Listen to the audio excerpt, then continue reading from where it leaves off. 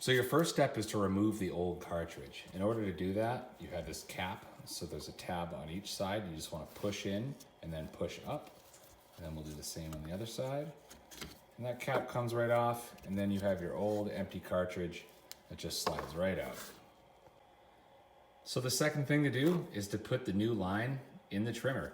I buy these on Amazon. Comes in a pack of 6, and I believe they were about $10 or $12. If you can find a better deal elsewhere, all power to you, but I would suggest buying these from Amazon because it's inexpensive and it gets to you within a couple days. So to pop this in, there's really no way you can screw it up.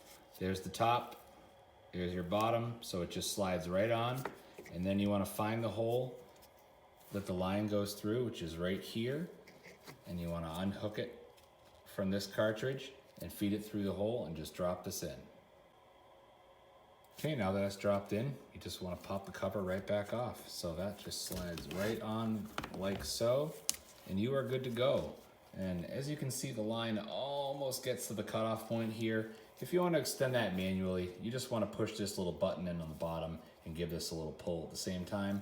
It'll pop it out maybe about a ½ an inch or so until you get to your desired length. So there you go, guys. How to replace the weed trimmer line on the Ryobi string trimmer. If you have a question about what diameter line to use, I would check with your manual or check on the outside of the box because I'm sure there are different specifications for different trimmers. So I hope this helped, guys. Make sure to thumbs up, leave a comment, smash the like button, and stay tuned. I'm going to be hopefully getting a lot more great content out to you guys. So I appreciate you watching. You stay safe.